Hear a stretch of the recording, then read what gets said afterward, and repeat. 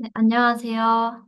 저는 이번 허들톤 11차 피그마 기초 강의를 맡게 된 GDG 온 캠퍼스 서강에서 디자인 파트 코어 멤버로 활동 중인 조윤빈이라고 합니다.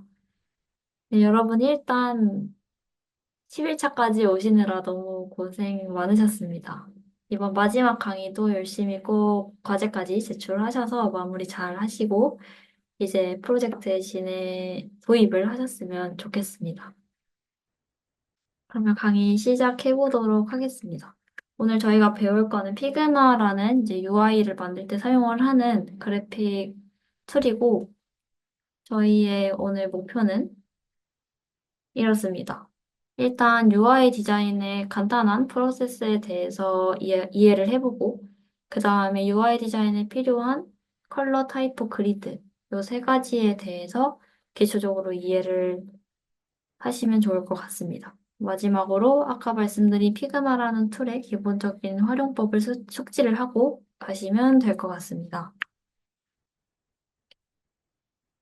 그래서 첫 번째로 일단 UI 디자인이란 무엇인지 전반적으로 이해를 하는 부분을 제가 강의를 해드리고 그 다음엔 피그마로 넘어가서 컬러 타이포 그리드에 대해서 알아보고 이제 실습을 하나를 준비를 했는데요. 에어비앤비 웹페이지를 따라 만드는 걸 준비를 해봤습니다. 이렇게 세 가지를 순서대로 진행을 해보도록 하겠습니다. 네, 먼저 UI 디자인에 대해서 알아보겠습니다. 어, 먼저 우리가 UI라는 말을 어디서 들어봤는지를 생각을 해봤을 때 보통은 UI, UX 디자이너 이런 이야기를 많이 하죠. 그래서 UI랑 UX랑 도대체 뭐가 다르고 각각이 뭘까 헷갈려 하시는 분들이 굉장히 많습니다. 일단 UI란 유저 인터페이스의 줄임말이라고 생각을 하면 되는데요. 그렇다면 인터페이스란 무엇일까요?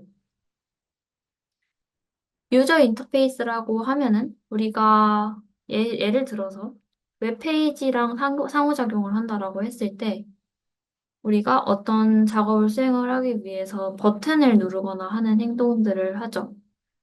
이렇게 버튼을 누른다라는 인터랙션을 할 때는 웹페이지와 나, 즉 사용자가 버튼이라는 인터페이스로 상호작용을 한다라고 생각하시면 됩니다. 그래서 버튼, 이게 인터페이스가 되는 거겠죠. 그래서 버튼도 하나의 UI라고 보시면 되겠습니다. 그러면 UX란 무엇일까요? UX는 유저 익스피리언스의 줄임말입니다. 사용자 경험이죠. UX는 따라서 조금 더 UI보다 넓은 개념이라고 생각을 하시면 되는데, 이런 식으로 사용자가 어떤 인터페이스와 상호작용을 하면서 태스크를 진행을 해 나갈 때, 어떤 목표를 달성을 해 나갈 때 경험하는 모든 것들을 통틀어 말한다고 생각하시면 되겠습니다. 제가 사진을 하나를 준비를 했는데요. 오른쪽에 있는 사진을 보시면 됩니다. 오른쪽에 나와 있는 사진처럼 지금 보시면은 어떤 길이 쭉 나와 있고 사람이 보이죠? 일단은 이 사람을 사용자라고 생각을 했을 때 사람이 달성해야 하는 목표가 그리고 이쪽 아래쪽 지점에서 이 건너편 나무 건너편 지점까지 가야 되는 것을 목표로 잡았다고 해봅시다. 이 목표를 수행을 하는 과정에서 요 공원을 디자인한 사람은 무엇을 생각을 했을까요? 요 목표를 달성을 하는 거를 수행을 하기 위해서 사용자가 옆에 나와 있는 예쁜 길을 따라서 갈 것이다라고 예상을 하고 길을 디자인을 했겠죠. 하지만 실제로 공원을 이용하는 요 사용자는 어떻게 행동을 하고 있을까요? 저 건너편에 도달을 하기 위해서 이 공원을 디자인한 사람이 만들어 놓은 예쁜 길을 따라서 가는 게 아니고 이 잔디밭을 가로질러서 가고 있죠. 이렇게 되면은 이 공원을 디자인한 디자이너, 그리고 이 사용자, 디자이너가 의도한 것과 사용자가 행동하는 것이 두 개가 차이가 생기게 되는 거죠. 서로 다른 거죠. 이렇게 되면 우리가 이 길을 잘 디자인했다고 이야기할 수 있을까요? 그렇게 말하기가 어렵겠죠. 그래서 이런 지점들, 실제로 디자이너가 의도한 것과 사용자가 행동하는 것, 이 두 개를 일치시키는 것이 중요하고, 또 그 사용자가 행동을 하는 것이 최대한 깔끔하고 쉬운 것이 좋겠죠. 이제 이 부분을, 이러한 부분에서 생기는 문제점들을 해결하는 사람이 UI, UX 디자이너라고 생각을 하시면 되겠습니다. 그래서 이 두 가지의 개념을 잘 아시겠죠? 우리는 이제 피그마에 대한 기초적인 것을 알아가는 것이 이 강의의 목적이기 때문에 UX에 관련된 부분은 자세히는 다루지 않을 거예요. 그래서 UI 디자인의 전반적인 과정, 이 순서에 대해서 쭉 순서대로 확인을 해볼 건데요. 일단 UX, UI 디자인을 진행을 하기 전에 UX 리서치 단계가 필수적이겠죠. 그래서 어떤 방식으로 사용자의 행동을 유도할 것인지, 사용자의 행동이 어떤 식으로 구성되게 할 것인지를 먼저 짜는 작업은 반드시 필요합니다. 그래서 이 부분들을 전반적으로 UX 리서치 단계라고 생각을 하시면 되고, 이 작업이 끝난 후에 UI, 아까 말한 것처럼 버튼이나 뭔가 인풋 박스 같은 것들을 디자인을 하게 되는 건데, UI 디자인의 전반적인 과정은 UX 리서치가 끝난 후에 로우 파일 디자인 작업이 끝나게 되고, 그 다음에 테스팅을 한 번을 하게 됩니다. 테스팅이 끝나면 무드보드라는 것을 구성을 하게 되고, 다섯 번째로 컬러 타이포 그리드를 구성을 하겠죠. 그리고 이 컬러 타이포 그리드 설정을 한 것을 바탕으로 하이파이 디자인을 하게 됩니다. 마지막으로 테스팅을 해서 지속적인 수정을 거친 다음에 실제 개발에 들어가게 되는 거겠죠. 순서대로 각각 단계에 대해서 알아보겠습니다. 첫 번째, 로우 파일이라는 것을 언급을 했어요. 로우 파일이라는 단어가 생소하실 수도 있을 것 같은데, 로우 파일 와이어프레임은 이제 첫 번째로 어떤 구성 요소를 어느 페이지에, 어느 위치에, 어떤 크기로 배치를 할 것인지를 짜는 첫 번째 단계라고 보시면 됩니다. 그래서 지금 오른쪽에 나와 있는 GIF에서 보이듯이 대략적으로 이만한 크기로 사진을 넣을 것이고, 이 위치에 버튼을 넣을 것이고, 그리고 이 버튼을 눌렀을 때 어떤 페이지로 넘어가게 할 것이고, 이런 구성을 짜는 것을 얘기를 하는 거겠죠. 이 과정들을 우리가 뭐 사실 사람에 따라서 다릅니다만, 이제 피그마를 통해서 프로토타이핑이 가능합니다. 그래서 이런 식으로 대략적인 구성을 짠 것을 가지고 우리가 어떤 뭐 외주를 받았다든지 한다면은 클라이언트를 상대로 검토를 받고 그리고 잠재적인 유저들을 대상으로 테스트를 할 수 있다면 더 좋겠죠. 뭐 팀원분들과 뭐 잠재적 유저, 클라이언트 등을 대상으로 테스팅을 해볼 수가 있습니다. 실제로 이제 나 이외에 기획자나 다른 클라이언트가 의도한 것과 내각게 구성을 짰는지, 그리고 사용하기는 편한지, 이 버튼을 눌렀을 때 뭐 이런 페이지가 나오는 것이 자연스러운지 같은 것들을 테스팅을 해보고 그거에 맞게 수정을 하는 것이 좋겠죠. 그래서 우리가 디자인 전반적인 거를 그림을 그리는 작업이라고 했을 때 밑그림을 그리는 작업이라고 생각을 하시면 되겠습니다. 그래서 이 부분은 꼭 디자이너가 담당을 하진 않고 상황에 따라서 또는 프로젝트에 따라서 기획자가 담당을 하는 경우도 종종 있습니다. 아까 단계에서 기억을 하실진 모르겠지만 로우파이하고 하이파이 두 가지를 제가 언급을 해드렸어요. 두 가지의 차이점은 사진을 보시면 명확하게 아시겠죠? 로우파이는 아까 말씀드린 것처럼 그냥 대략적인 구성을 배치해 놓은 작업이라고 보시면 되고, 하이파이는 실제로 개발이 될 최종적으로 디자인이 입혀진 형태라고 생각을 하시면 되겠습니다. 그래서 실제로 우리가 뭐 중간에 여러 몇 가지 단계들이 있기는 하겠지만, 로우파이 작업을 안 거치고 바로 하이파이 작업을 거친 뒤에 테스팅을 하고 수정을 한다고 하면 수정할 것들이 굉장히 많고 수정하기도 까다롭겠죠. 그래서 로우파이 단계에서 먼저 테스팅 후에 수정할 것들을 하고 디자인을 입히는 것이 훨씬 효율적이겠습니다. 그 다음은 이제 로우파이 디자인을 마친 뒤에 우리는 무드보드를 구성을 하게 되는데요. 무드보드는 이제 꼭 디자인뿐만 아니고 뭐 기획 같은 부분에서도 언급이 되는 단어이지만 대략적인 컨셉을 잡는 단계입니다. 상황에 따라서 뭐 브랜드의 이미지나 브랜드 컬러 같은 것들이 정해져 있는 경우도 있겠죠. 그런 경우에는 내가 무드보드 여러 가지 레퍼런스들을 모아서 이런 분위기로 내가 디자인을 하겠다라는 것을 시각적으로 이제 보여주는 작업입니다. 그래서 이런 컨셉으로 디자인하겠다는 것을 보여주고 팀원분들이나 클라이언트나 이런 분들께 전달을 한 다음에 내가 생각한 것과 동일한지 이제 디자인 방향성을 맞춰가는 단계가 되겠죠. 그래서 그렇게 방향성을 조정을 한 후에 우리가 하이파이 작업을 하는 것이 좋습니다. 그래서 이 경우 또한 이제 기획자가 담당을 하는 경우도 있습니다. 그리고 보통 기획서를 주실 때 이런 분위기를 해달라고 전달을 해주시는 경우들이 대부분이죠. 그래서 유용한 사이트는 아래 이제 첨부를 해두었습니다. 비엔스, 드리블, 뭐 어워즈 이런 사이트들을 제가 첨부를 해두었는데요. 이 사이트들은 들어가 보시면은 뭐 디자이너 포트폴리오 사이트라든지 아니면 웹이나 앱 디자인들이 많이 나와 있는 사이트들이라 여러 가지 레퍼런스들을 수집하기에 굉장히 유용합니다. 다음은 컬러 타이포 그리드 설정에 관련된 이야기인데요. 우리가 하이파이 디자인을 시작하기 전에 어떤 색상을 사용을 할지, 그리고 어떤 타이포라고 하는 거는 폰트나 그 폰트 사이즈에 대한 이야기죠.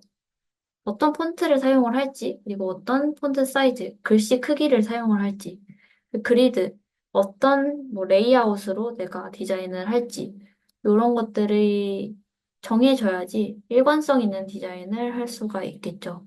그래서 이런 것들을 설정을 하는 작업입니다. 그래서 이 작업은 이따가 피그마에 넘어가서 조금 더 자세하게 알려드리도록 하겠습니다. 그 다음에 이제 마지막으로 아까 말씀드린 하이파이 작업인데요. 하이파이 디자인은 아까 우리가 여러 가지 테스팅을 통해서 수정이 된 로우 파일 구성을 가지고 실제 개발자 웹페이지와 동일하게 아까 얘기한 색상이나 타이포 그리고 그리드 활용해서 구체적으로 디자인을 하는 작업을 이야기를 합니다. 이 과정에서는 우리가 어떤 웹사이트를 만드냐에 따라서 애니메이션이나 인터랙션 같은 것들이 이제 프로토타이핑이 된다면 개발하시는 분들이 훨씬 편하게 작업을 해주실 수 있겠죠. 뭐 이런 것들을 구현하는 과정에서는 꼭 피그마뿐만 아니라 다른 툴을 활용을 하실 수도 있겠습니다. 그렇다면 이제 저희가 UI 디자인의 그런 전반적인 과정에 대해서 이야기를 해보았는데 왜 많고 많은 그래픽 툴 중에서 우리가 피그마를 사용을 해야 할까? 그거에 대해서 생각을 해봐야겠죠. 어떻게 보면 여기 나와 있는 것들이 피그마의 좀 차별화된 특징이라고 볼 수 있는데, 일단 첫 번째로, 피그마는 굉장히 협업에 용이한 툴입니다. 피그마의 가장 큰 장점이라고 할 수 있는데, 일단은 공유가 굉장히 쉬워요. 우리가 뭐, 다른 여러 가지 파일들을 주고받을 때 파일을 저장을 하고 무거운 파일을 뭐 메일로 전송을 한다던가 이런 식으로 따로 파일 자체를 전송을 해야지 공유가 가능한데 피그마 같은 경우에는 그냥 피그마 링크만 보내주면은 그 링크를 가지고 있는 여러 사람들이 한 번에 그 링크를 타고 들어와서 웹상에서 나의 디자인을 확인을 할 수 있고 수정도 가능합니다. 그래서 디자이너뿐만 아니고 개발자나 기획자와도 쉽고 빠르게 파일을 주고받으면서 수정하고 피드백을 주고받을 수가 있겠죠. 그래서 브라우저 웹상에서 확인이 간단하게 가능하다라는 것이 가장 큰 특징 중에 하나이고, 두 번째로 프로토타이핑에 용이하다는 점입니다. 프로토타이핑이라는 건 아까 말씀드린 것처럼 실제 개발이 될 화면과 굉장히 유사하게 내가 개발 없이 이제 만들어 보는 작업이라고 보시면 되는데 어떤 버튼을 눌렀을 때 어디로 이동하고 이런 것들을 이제 구현을 어느 정도 해보는 작업이죠. 근데 이런 것들을 개발 없이 디자인 작업을 하면서 동시에 쉽게 프로토타이핑을 하면서 테스트를 해보기까지 가능하다는 것이 피그마의 장점입니다. 근데 이 경우에는 이제 UI 작업을 할 때 굉장히 용이한 부분이죠. 그다음에 마지막으로 플러그인을 활용을 할 수가 있습니다. 그래서 플러그인을 활용을 하면 우리가 기본적으로 피그마에서 제공하는 기능 이외에 플러그인을 적용을 해서 더 다양한 기능들을 활용을 할 수가 있겠죠. 그래서 이런 부분들이 이제 피그마가 다른 그래픽 툴들과 차별화된 점이고 특히 UI 디자인에서 이제 용이하게 활용을 할 수 있는 점들이 되겠습니다. 그래서 다음 부분, 컬러 타이포 그리드에 대해서 이제 구체적으로 설명을 하는 부분과 에어비앤비 웹페이지를 따라 만드는 부분은 피그마로 이동을 해서 같이 실습을 하며 진행을 하도록 하겠습니다. 네, 이제 저는 피그마에 로그인을 해둔 상태입니다. 일단 로그인 회원가입에 대해서 팁을 드리자면 학교 메일로 가입을 하시면 프로페셔널 플랜, 유료 플랜을 무료로 사용을 하실 수가 있습니다. 그래서 다른 메일 말고 학교 메일로 가입하신 후에 에듀 인증을 받으시는 것을 추천을 드립니다. 네, 그래서 뭐 피그마에 들어오시는 방법은 데스크탑 앱을 까셔도 괜찮고 그냥 웹에다가 피그마라고 치신 후에 그냥 링크를 타고 들어오시면 돼요. 저도 지금 그냥 크롬에서 웹상에서 지금 보고 있습니다. 그래서 회원가입, 로그인 다 마치시면은 이렇게 내가 지금까지 확인했던 파일들을 볼 수 있는 화면이 나타나게 되고 새로운 파일을 만들어야 되기 때문에 이걸 눌러주시면은 이렇게 뜹니다.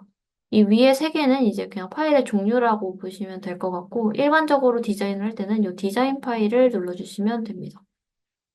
지금처럼 기존에 있는 파일을 임포트를 하실 때는 임포트를 누르시고 임포트 프롬 컴퓨터 하신 다음에 다운받았던 제가 올려드렸던 피그마 파일을 눌러주시면 됩니다. Move into a project 하시고 아마 에듀 플랜을 사용하고 계시면 인증을 받으셨다면 팀 프로젝트에 넣으실 수 있을 거예요. 그래서 이동을 시켜주시면 됩니다. 그러면 이렇게 허들톤 파일이 뜨고 요거를 눌러주시면 들어가실 수 있습니다. 이렇게 뜨시면 이제 성공적으로 제가 드린 파일을 여신 겁니다. 구성을 보시면은 이제 뭐 이렇게 눌러보시면은 이런 식으로 여기가 약간 인스펙터 창 같은 프로퍼티들을 활용할 수 있는 창이라고 보시면 되고 우측이 이제 좌측이 이런 식으로 레이어들 각 레이어에 속해 있는 이런 요소들을 확인을 하실 수가 있죠. 그리고 이 하단에 있는 부분은 우리가 이렇게 편집할 때 사용할 수 있는 여러 가지 툴들이라고 보시면 되겠습니다. 그리고 이쪽에는 이제 페이지가 있죠. 지금은 페이지를 하나만 쓰고 있지만 상황에 따라서 페이지를 여러 개 만들어서 따로따로 관리를 하실 수도 있습니다. 먼저 이동하는 방식에 대해서 알려드리자면 스페이스바를 누르시면 이런 식으로 잡아 끄실 수가 있습니다. 잡아 끌어서 화면을 이동을 할 수가 있죠. 스페이스바를 누른 상태로 마우스를 드래그 하시면 됩니다.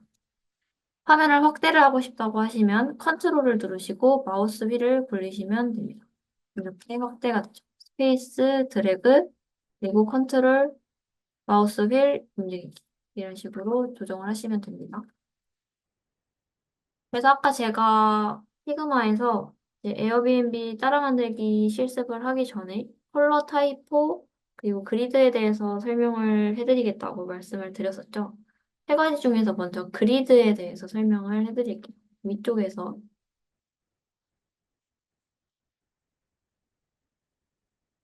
먼저 프레임을 하나 그려볼까요?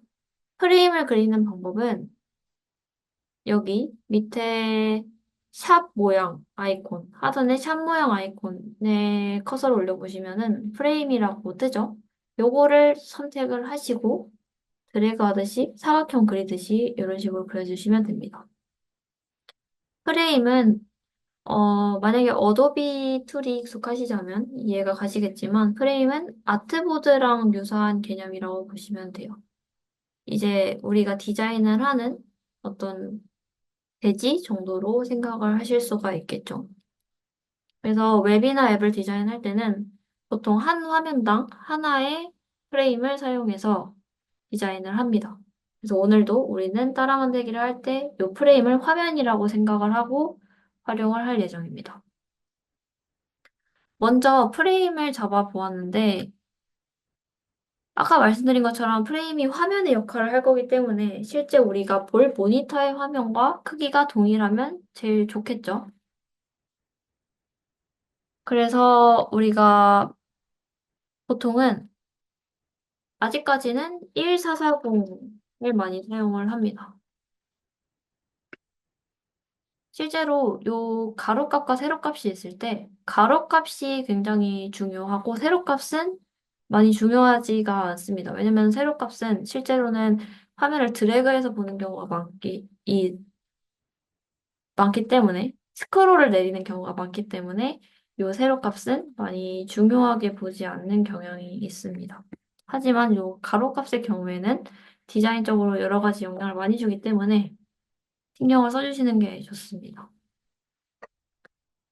그래서 우리는 데스크탑 기준으로 지금 따라 만들기를 진행을 할 거고, 그리고 지금은 데스크탑에서 그리드가 어떻게 형성이 되는지, 이걸 보기 위해서 와이드 값을 1440으로 잡았습니다. 요 크기를 조정하는 방법은 뭐 이런 식으로, 아까 보신 것처럼 이런 식으로 왔다 갔다 하실 수도 있고, 만약에 내가 이 모양을 유지를 하면서 크기만 조정을 하고 싶다라고 하면 Shift를 누르시고, 이렇게 드래그를 하시면 균일하게 이동을 하실 수가 있습니다. 그리고 내가 정확한 수치를 입력을 하고 싶다. 아까처럼 내가 막 이렇게 늘려놨는데, 이렇게 늘려놓거나 줄여놨는데, 내가 여기서 1440으로 가로 비율을 맞추고 싶다라고 하시면은 프레임, 이름을 선택한 프레임이 선택이 되죠. 프레임을 선택하시고, 여기 레이아웃에 이 W 옆에 이 숫자를 수정을 해주시면 되겠습니다. 얘도 수정을 할 수 있겠죠. 이렇게 보시면 되겠습니다. 그리고 또 프레임을 누르시고, 사실 여기 보시면은 많이 사용하는 핸드폰 사이즈, 태블릿 사이즈, 데스크탑 사이즈가 이미 설정이 되어 있어요. 내가 데스크탑 보시면 1440으로 되어 있죠. 얘를 선택하고 싶다고 하면은 그냥 얘를 쉽게 눌러주시면은 확인을 하실 수가 있습니다. 가로값이 아마 똑같을 거예요. 저희는 이제 저희가 프레임을 그렸으니까 여기다가 확인을 해보겠습니다.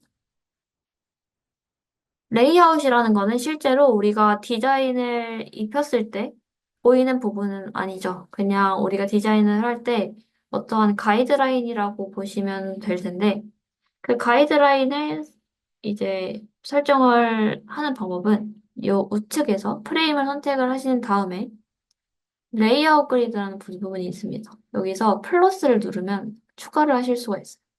플러스를 누르는 순간 여기에 엄청나게 작은 격자들이 생기죠. 근데 우리는 요거를 사용하진 않을 거고 수정을 좀 해줄 겁니다. 수정을 하는 방법은 여기 이 그리드 아이콘에 커서를 올려보시면 레이아웃 그리드 세팅스라고 나오죠. 요걸 누르시고 여기를 수정을 해주시면 됩니다. 제가 아까 계속 그리드라고 말씀을 드리긴 했지만 이제 웹 특히 데스크탑 버전에서 많이 사용을 하는 가이드라인은 그리드 말고 요 컬럼스입니다. 컬럼스로 바꿔줄게요. 그러면 이렇게 사각형, 빨간색 사각형이 몇 개 보이는 게 보이죠? 이게 우리가 사용을 할 가이드라인이라고 보시면 돼요. 이제 웹상에서는 또 많이 사용하는 요 사각형의 개수가 정해져 있습니다. 우리가 많이 사용하는 사각형의 개수는 12개입니다. 그래서 요 카운트 부분에 5라고 되어 있는 부분을 12로 바꿔줍니다.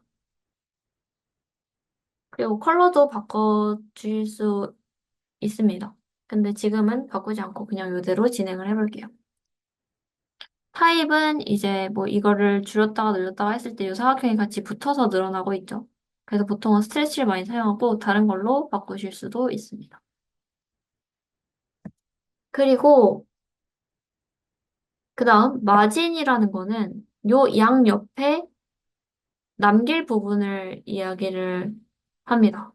그래서 뭐 예시로 제가 미리 캡처를 해놓은 에어비앤비를 봐볼게요. 지금 이미 그리드를 제가 해놓은 상태인데 그리드를 잠깐 끄고 화면이 이렇게 되어 있을 때 자세히 보시면은 이 끝까지 컨텐츠가 다 채워져 있지 않아요. 이만큼은 지금 비워져 있는 게 보이시죠? 요 비워져 있는 부분, 양 끝에 비워져 있는 부분을 우리는 마진이라고 부릅니다. 다시 돌아와서 요 프레임을 선택해 주시고 요 레이아웃 그리드 요거를 다시 눌러줄게요. 요 마진. 그래서 요 마진은 웹사이트마다 다르겠죠. 그래서 내가 디자인하고 싶은 대로 설정을 해주시면 되는데 우리는 여기서 80, 80을 많이 사용을 합니다. 그래서 80을 쓰셔도 되고 다른 걸 쓰셔도 됩니다. 그리고 그 다음에 거터라는 거는 거터라는 거는 요 지금 빨간색 사각형 사이사이의 간격을 얼마로 줄지를 얘기를 합니다. 그래서 요거 같은 경우에는 보통은 이런 상황에서는 24를 많이 사용을 합니다. 근데 이게 일반적인 데스크탑 버전에서의 세팅이라고 보시면 될 것 같아요. 제가 이거는 정답이라고 말씀드리는 건 아니고 그냥 많이 사용하는 세팅이기 때문에 상황에 따라서 유연하게 바꾸시거나 내가 원하는 디자인이 있다 하시면은 그거에 맞게 가이드라인을 커스터마이징을 하시면 됩니다.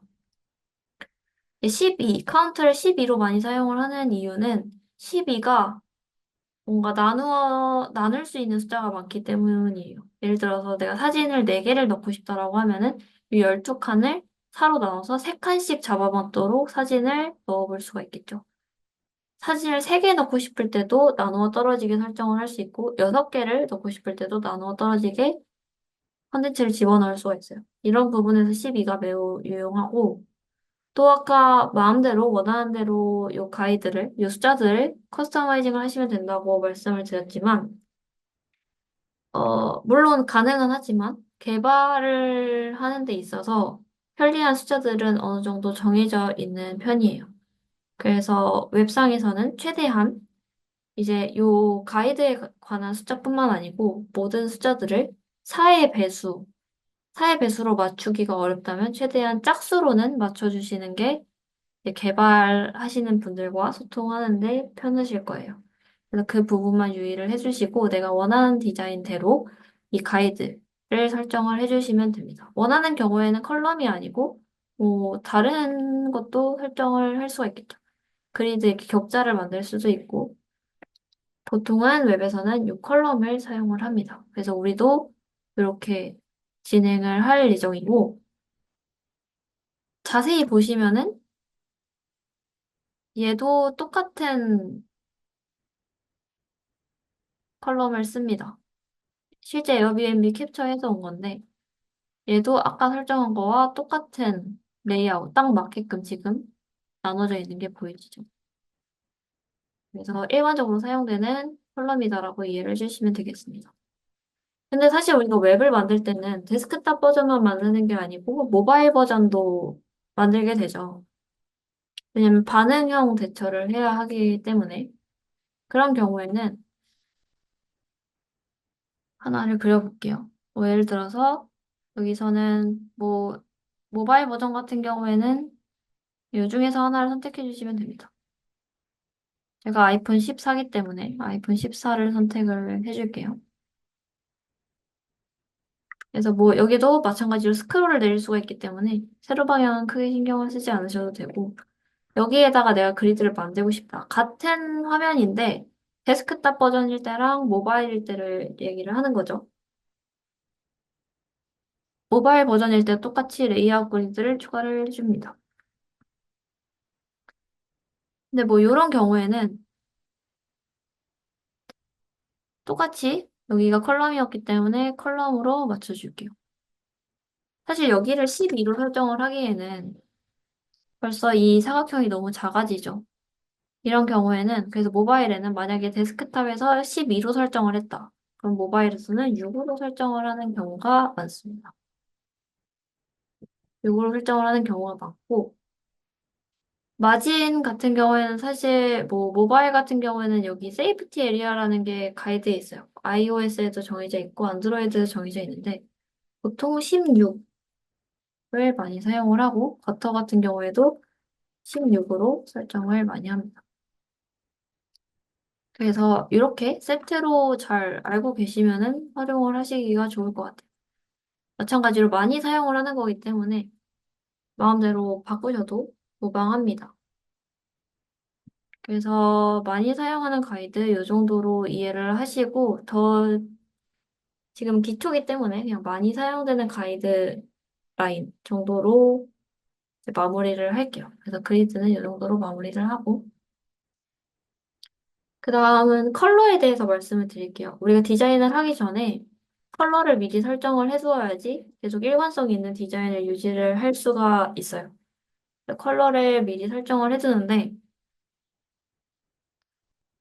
대부분은 브랜드 컬러를 정해놓고 디자인을 하는 경우가 많죠.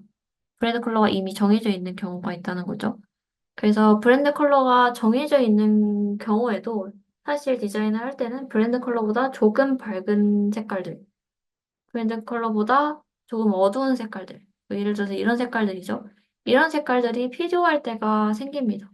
근데 이런 색깔까지 설정을 해두는 게 디자인할 때 편합니다. 그리고 그뿐만 아니고 내가 브랜드 컬러 이외에 뭔가 두 번째로 서브적으로 사용을 할 만한 색상들도 정해놓기도 합니다. 더 복잡한 디자인의 경우에는 여러 가지 상황에 따라서 색깔들을 많이 설정을 해줄 수가 있겠죠. 뭐 예를 들어서 에러 메시지는 어떤 컬러도 설정을 해둘 거고, 뭐 경고 메시지는 어떤 색깔로 설정을 해줄 거고, 이런 식으로 조금 프로젝트 규모가 커지는 경우에는 여러 상황에 따라서 컬러를 더 세세하게 설정을 해줄 수 있겠지만, 저희는 뭐 이런 브랜드 컬러 시리즈인 프라이머리하고 세컨더리, 그리고 이제 검은색 계열, 검은색, 흰색 계열인 요 그레이를 한 5개 정도, 요 정도만 설정을 하고 시작을 해볼 거예요.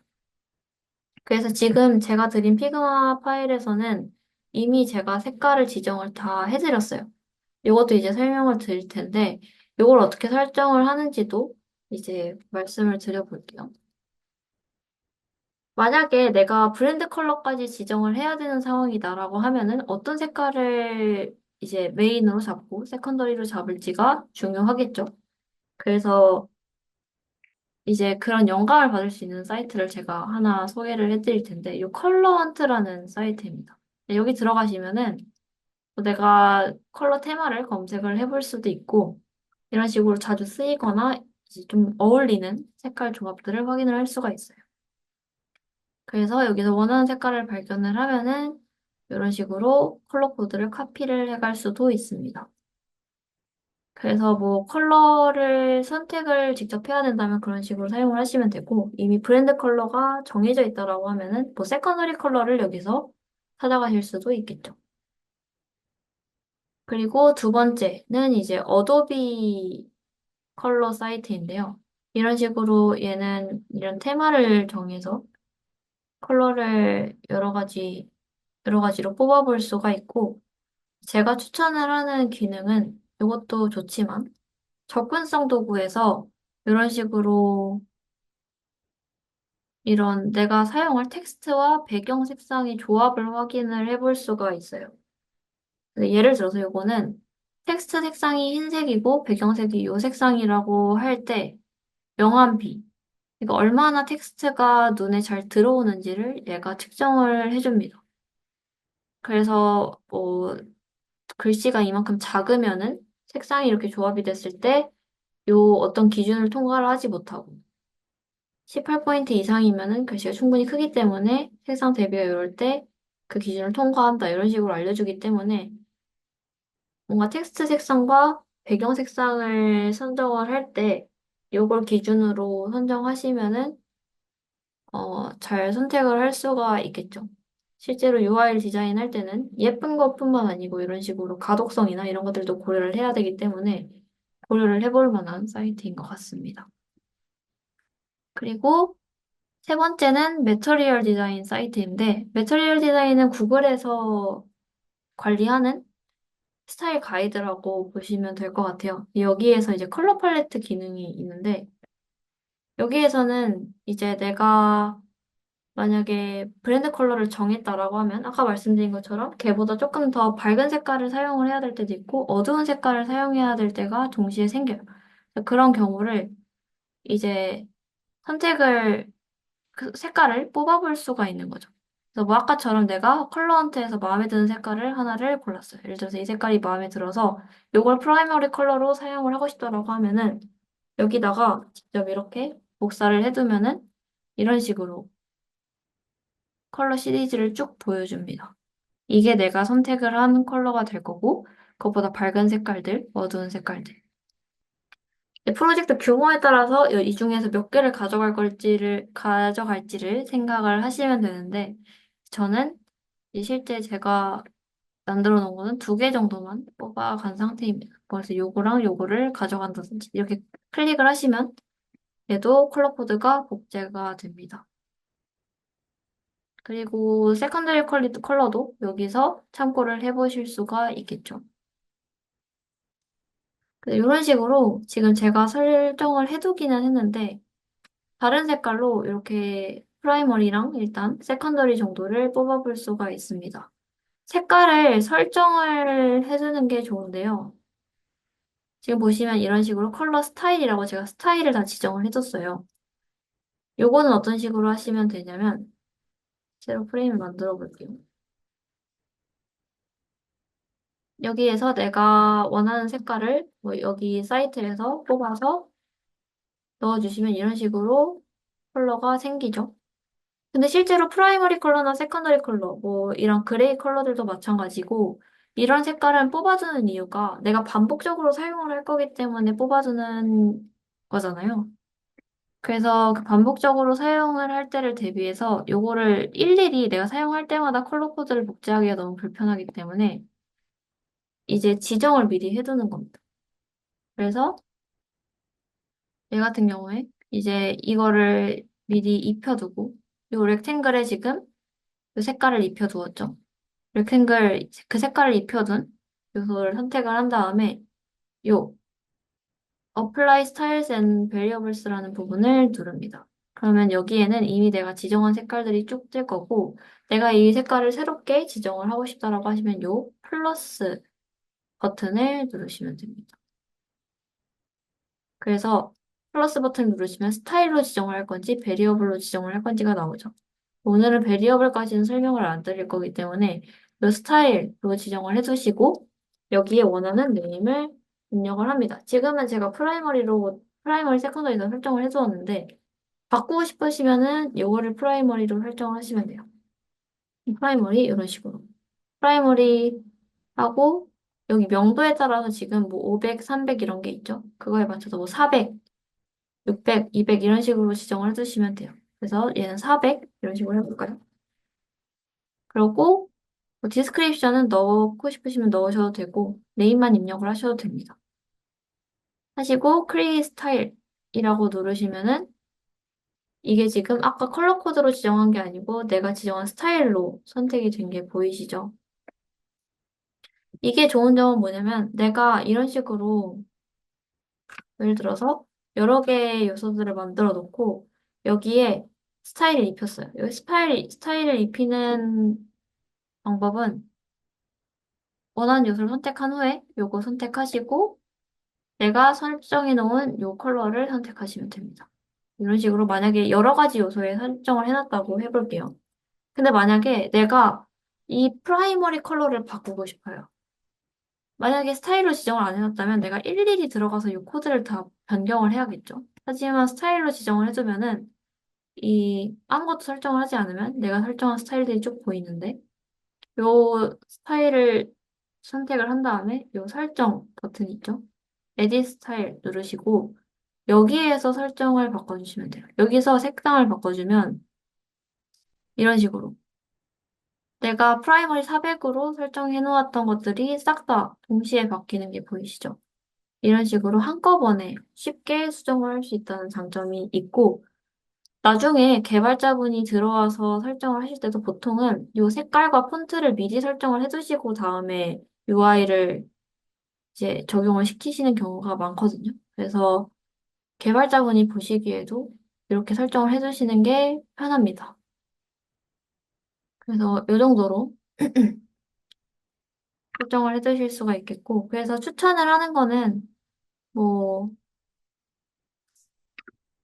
프로젝트 규모에 따라 다르겠지만 기본적으로 이 정도는 설정을 해두시는 게 좋을 것 같아요. 프라이머리, 그리고 세컨더리. 이것도 명도별로 세 가지 정도.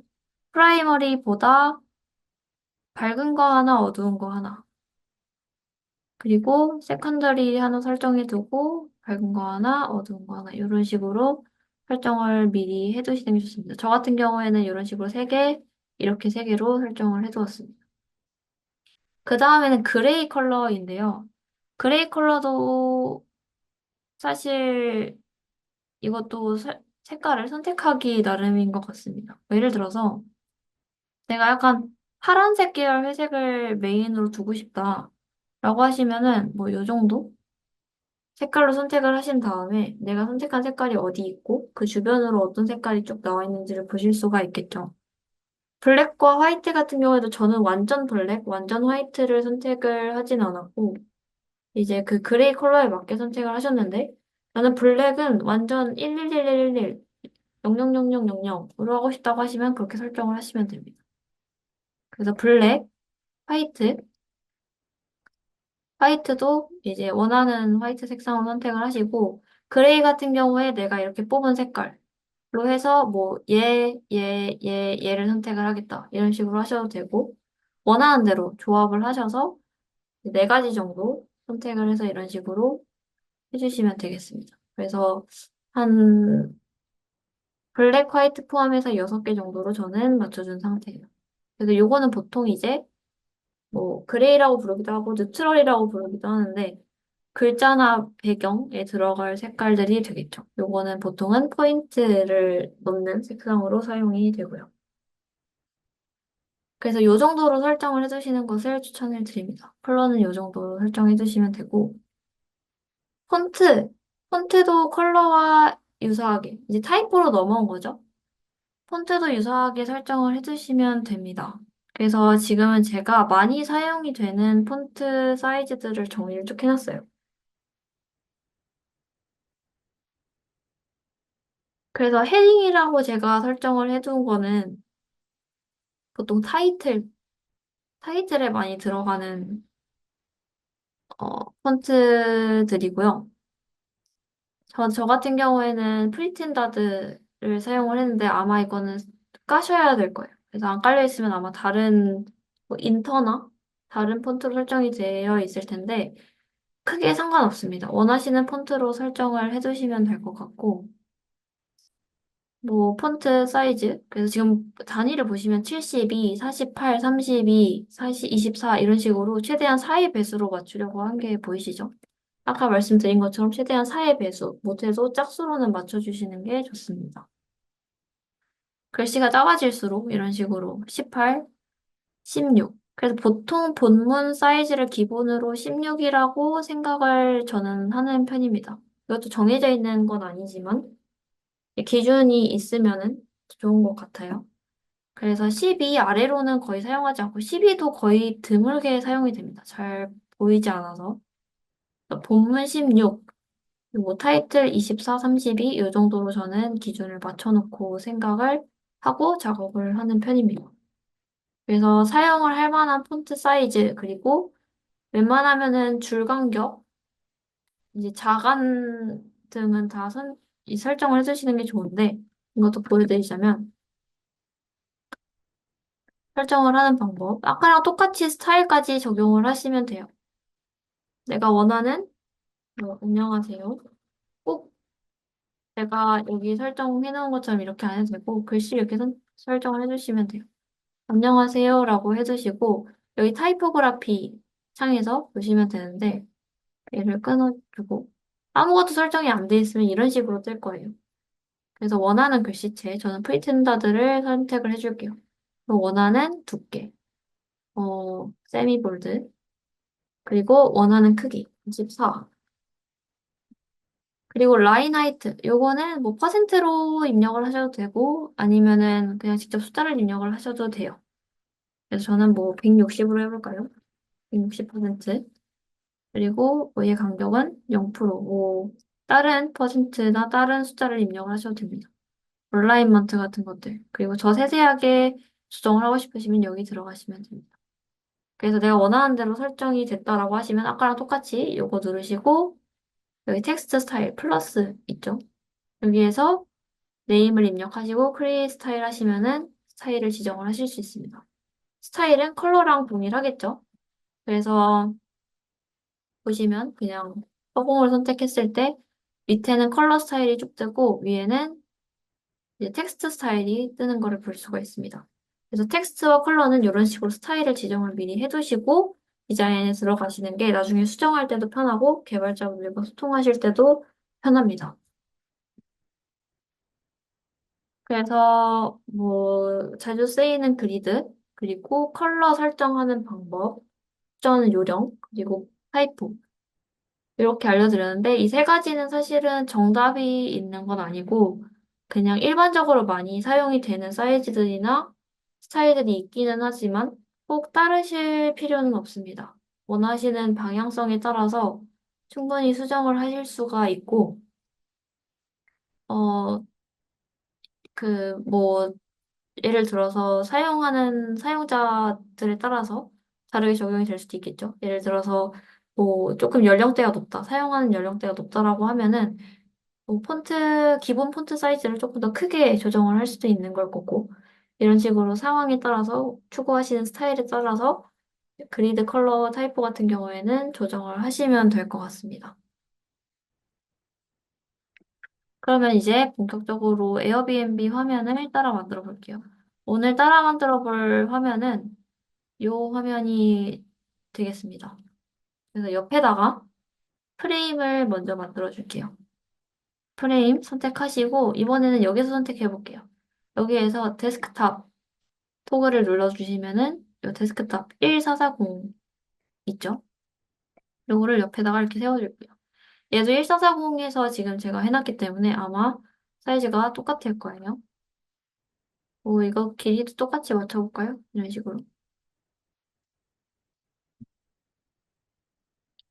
그리고 여기도 그리드를 설정을 해볼까요? 아까 본 것처럼 여기 그리드는 우리가 처음에 많이 사용한다고 제가 말씀드렸던 요 컬럼을 똑같이 따르고 있습니다. 그래서 요걸 똑같이 복사를 해줄게요. 여기 이 옆에 여백을 누르시면 이런 식으로 선택이 됩니다. 요거를 선택을 하시고 컨트롤 C 하고 따라 만들기를 할 요 프레임에다가 붙여넣기를 해줍니다. 그럼 이런 식으로 똑같이 붙여넣기가 되는 걸 보실 수가 있죠. 아까 본 것처럼 이쪽은 마진이기 때문에 여기에는 아무것도 안 들어간다고 생각하시면 돼요. 이 빨간색 구간 안에 모든 컨텐츠가 들어간다라고 보시면 됩니다.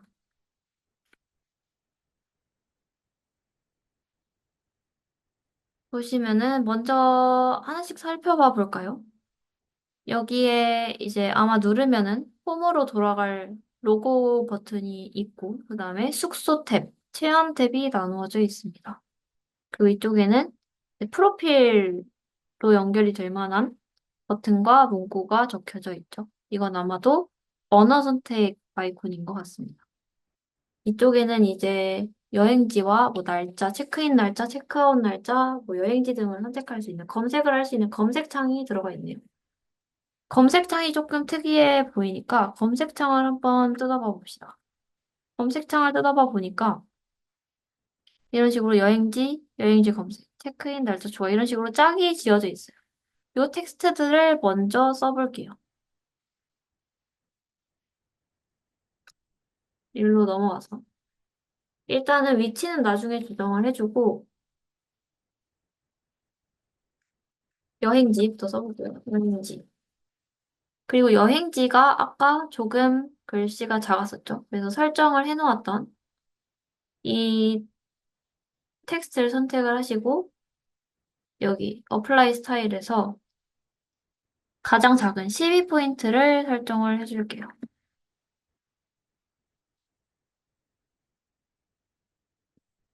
그리고 여행지 검색이었나요?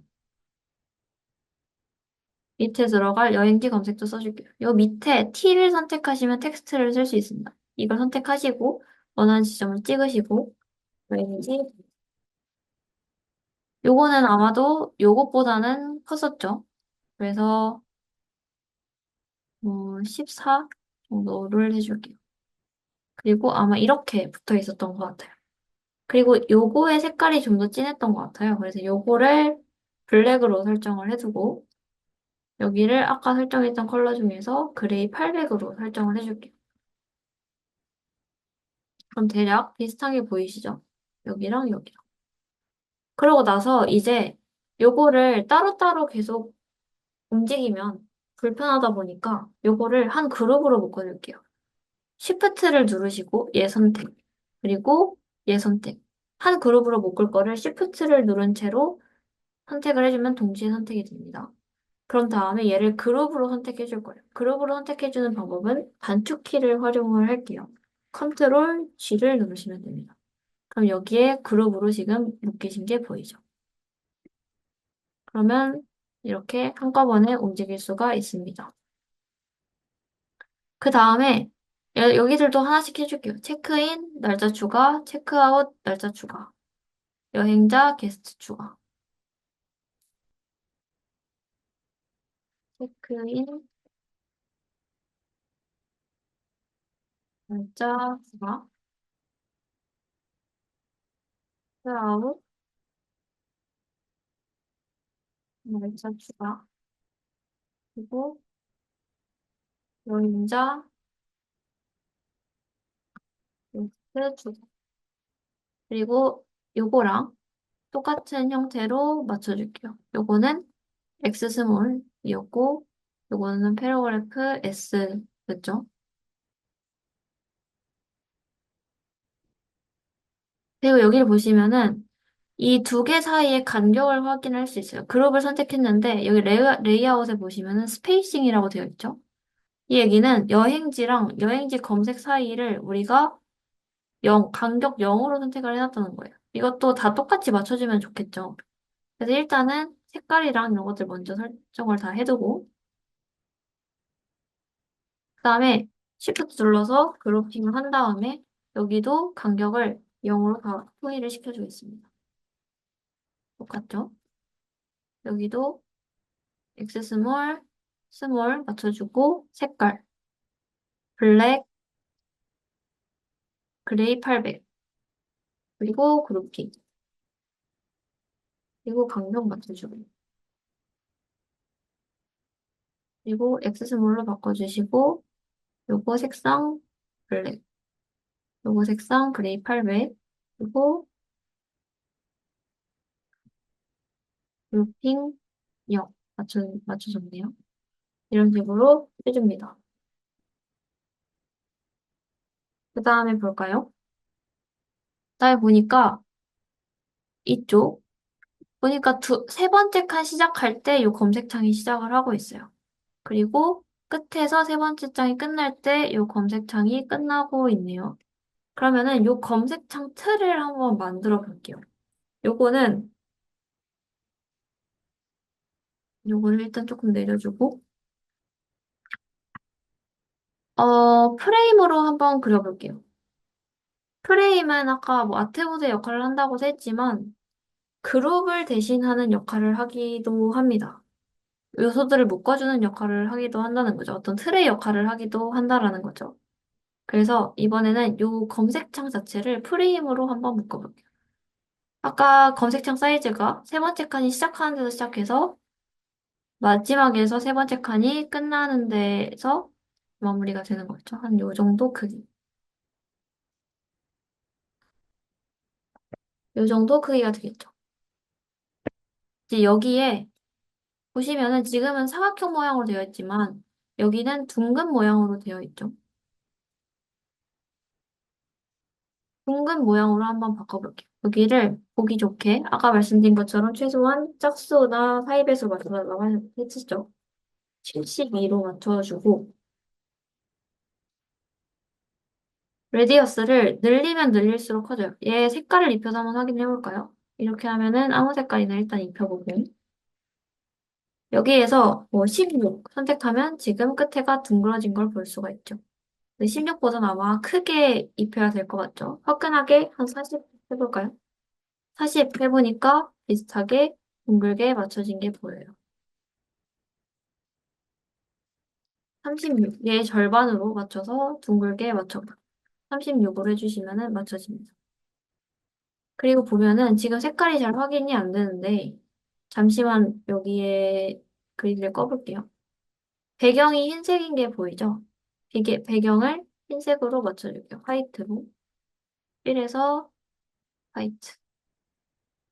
그리고 잘 보시면 여기에 테두리가 연하게 그레이로 들어가 있어요. 이것도 해볼게요. 채우는 건 선택하고 필에서 색상을 선택을 하는 거였죠. 이 겉테두리는 이 스트로크를 추가를 하시면 됩니다. 스트로크를 플러스를 일단 눌러볼게요. 그러면은 검은색 테두리가 두께 웨이트 1로 안쪽에 칠해진 게 보이시죠? 일단 색상을 바꾸고 싶으면 똑같이 이 상태에서 요 네 번째를 네 개의 동그라미 칸을 누릅니다. 그러고 나서 아까 보니까 약간 연한 그레이였던 것 같아요. 그레이 600번으로 해주겠습니다. 그러면 이런 식으로 생기게 되겠죠. 그리고 나서 뭐 대충 비슷한 위치로 옮겨볼까요? 이 정도로 옮겨볼게요. 그 다음에 이 글씨들을 적당한 위치에 하나씩 옮겨볼게요. 요거는 이쯤, 여기는 이쯤. 요 컬럼을 보면서 옮겨주시면 될 것 같아요. 체크아웃은 이쯤, 여행자, 요거는 요쯤. 그래서 각 그룹들을 드래그를 해놨을 뿐인데, 지금 여기에 다 지금 우리가 만들어 놓은 프레임 안에 들어온 게 보이시죠? 프레임을 그룹처럼 활용을 하시면 됩니다.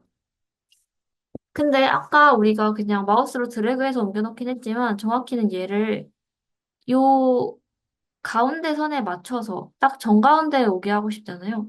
이런 경우에는 내가 나열, 정렬하고 싶은 애를 선택을 하신 다음에 포지션, 얼라인먼트에 이런 아이콘들이 있어요.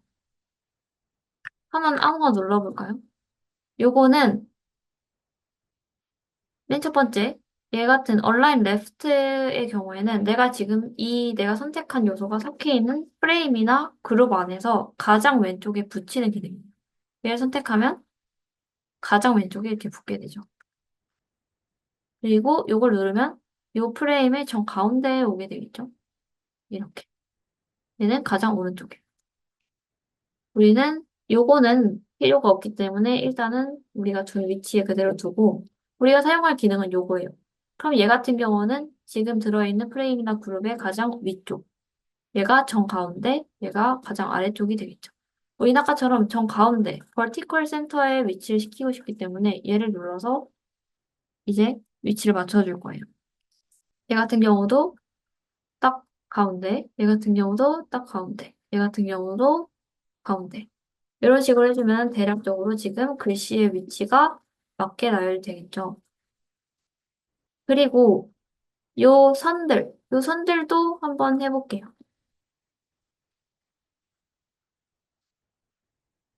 요 선은 여기 보시면 세 번째 칸 네모 표시가 있어요. 요거는 이제 도형을 그리는 툴인데요. 지금은 렉탱글로 사각형으로 설정이 되어 있고 요 토글을 누르시면 여러 가지 도형이 나오게 됩니다.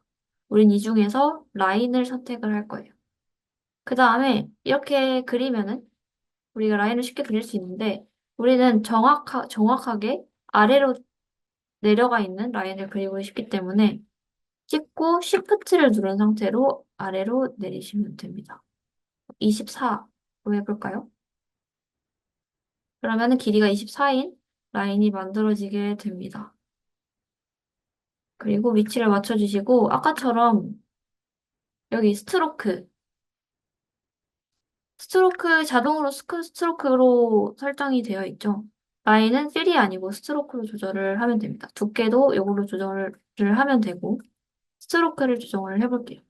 얘는 아까 겉테두리를 600으로 했기 때문에 여기는 얘보다 살짝 연한 400으로 해볼게요.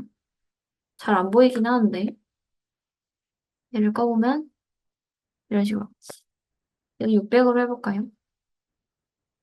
600. 그리고 여기에 라인이 생긴 게 보이시죠? 체크인 앞에 하나, 체크아웃 앞에 하나, 여행자 앞에 하나가 있네요. 네, 이런 식으로 해주겠습니다. 얘를 그대로 복사를 하고 싶을 때는 얘를 누르고 Alt를 누르고 옮겨주시면 똑같은 게 하나가 복사가 되는데 지금 우리는 정확하게 가로 방향으로 이동해서 여기에 놓고 싶은 거죠. 그러면 Alt를 누른 상태로 Shift도 동시에 눌러줍니다. Alt, Shift를 누르시고 얘를 선택한 다음에 Alt, Shift 누르시고 그대로 옆으로 이동하면은 딱 정확하게 가로 방향으로 이동이 되죠. 그리고 적당한 위치에 놓아줍니다. 마찬가지로 여행자 앞에서 얘 선택하고 Alt, Shift 누르고 이렇게. 그러면은 유사하게 이렇게 선까지 우리가 다 그려줬어요. 그 다음에 검색 한번 그려볼까요? 얘를 보니까 아이콘이 들어가 있네요. 아이콘은 우리가 실제로 프로젝트를 진행하거나 뭔가 배포를 할 때는 대부분 디자이너가 직접 그리게 됩니다. 직접 그리게 되고 그냥 지금처럼 연습을 하거나 할 때 사용을 하기 좋은 플러그인을 제가 하나를 소개를 해드리려고 하는데요. 플러그인은 여기 지금 여러 가지 도형 기호가 나와 있죠. 요거 액션을 누르시고 여기 보시면 All Asset Plugins and Widgets라고 나와 있는데 요걸 눌러줍니다. 그러고 나서 여기서 우리가 아이콘을 잠깐 빌려오기 좋은 플러그인을 제가 소개를 해드릴 텐데 아이코노파이라고 적어주세요.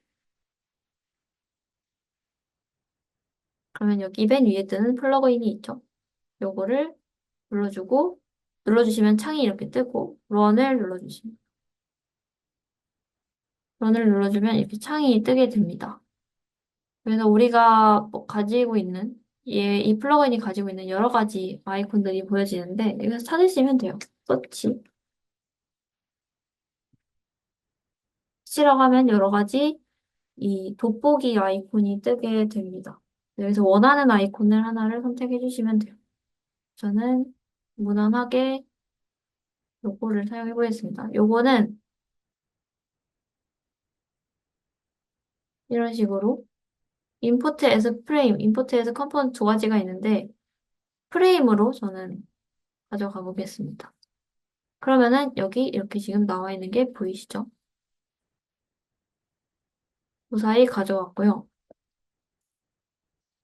보시면은 프레임이 이렇게 있고 프레임 안에 벡터가 들어가 있습니다. 우리가 일러스트에서 그리는 것처럼 실제로 그림은 얘가 되는 거겠죠. 보시면 얘는 스트로크로 설정이 되어 있네요. 상황에 따라서 아이콘 파일에서 가지고 오게 되면 필로 설정이 되어 있는 경우들도 흔하게 볼 수 있기 때문에 잘 보셔야 될 것 같습니다. 그래서 보시고 뭐 1.5로 되어 있으니까 저희는 그냥 1로 맞춰줄게요. 그리고 색상 같은 경우에는 지금은 일단 이 안에서는 흰색으로 보여야 되기 때문에 지금은 그냥 검은색으로 두도록 하겠습니다. 그리고 이쪽에 지금 버튼이 원 모양으로 들어가야 되겠죠? 그래서 원을 하나를 그려줄게요. 밖에서 그린 다음에 요 안으로 가지고 가겠습니다. 아까 도형 선택하는 거는 여기 톡을 눌러서 변경할 수 있다고 했죠. 그리고 엘립스를 선택을 해주시고, 엘립스는 실제로 타원이기 때문에 우리가 정확하게 원을 그리고 싶다면 마찬가지로 Shift를 누르시고 드래그를 해주시면 됩니다. 40 정도로 해볼게요. 좀 더 커도 되겠네요. 50, 50으로 맞추겠습니다. 그러고 나서 얘는 색깔을 바꿔줘야겠죠? 필. 보니까 에어비앤비 브랜드 컬러인 것 같네요. 브랜드 컬러로 설정을 해줄게요. 필 누르시고 프라이머리 500이 지금 브랜드 컬러였기 때문에 프라이머리 500으로 설정을 해줍니다. 그리고 여기도 정 가운데에 와야겠죠? 이렇게 설정을 해주고 요거를 정 가운데에다가 옮겨줍니다. 요 프레임을.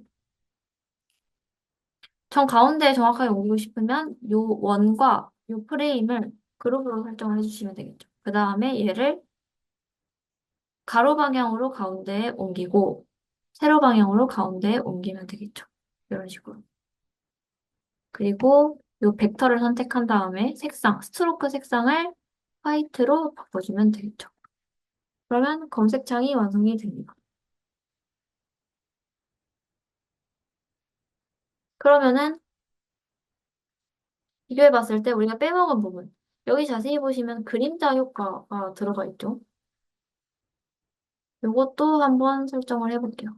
이 그림자 효과나 여러 가지 블러 효과 같은 경우에는 이 이펙트에서 확인을 해주실 수가 있어요.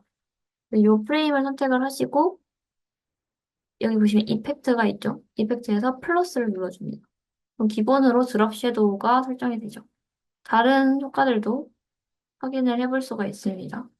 저희는 드롭 섀도우를 쓸 거기 때문에 드롭 섀도우를 해주시고 요 옆에 있는 아이콘을 선택을 하시고 미세한 값들을 조정을 해줄 거예요. 포지션 뭐 0으로 하면은 안 보이겠죠? 뭐 4, 4로 설정을 할 수도 있고요. 이런 식으로 그림자의 위치를 이동을 하는 거고 4, 4로 한번 해볼까요? 4, 4로 해보고 블러 블러는 지금보다는 조금 더 멀리 퍼져 있는 게 아까 보였었죠? 블러를 한 15, 16으로 할게요. 16. 스프레드는 더 퍼지게 하는 거기 때문에 지금 상태에서는 굳이 필요는 없을 것 같아요. 그리고 너무 진한 것 같으니까 15로 줄여줄게요. 이렇게 하면 유사하게 나온 게 보이시죠? 이걸 끄고 보면은 이런 식으로 미세하게 그림자가 진 거를 확인해 줄 수가 있습니다. 그래서 지금 검색창을 거의 똑같이 만들었어요. 검색창을 똑같이 만들었고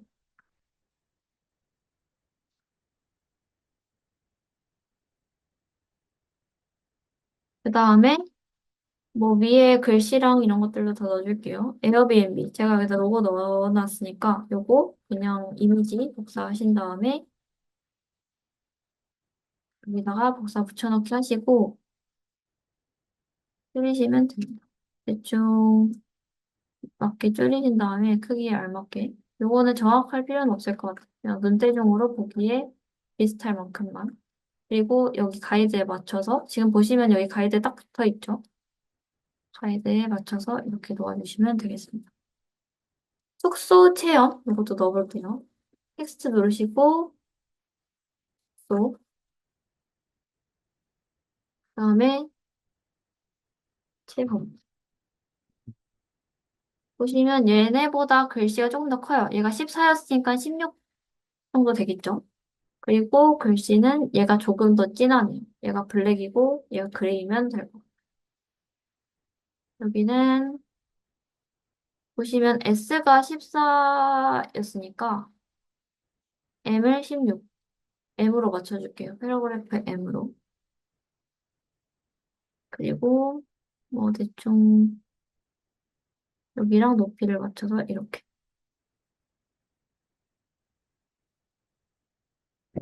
여기는 블랙으로, 여기는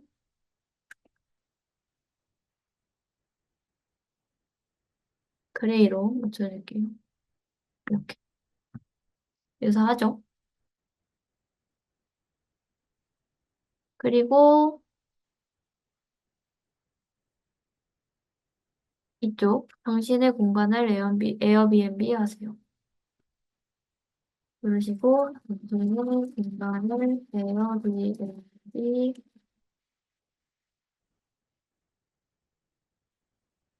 여기도 아마 여기랑 크기가 똑같은 것 같죠? 16. 그리고 색상은 그레이로 맞춰요.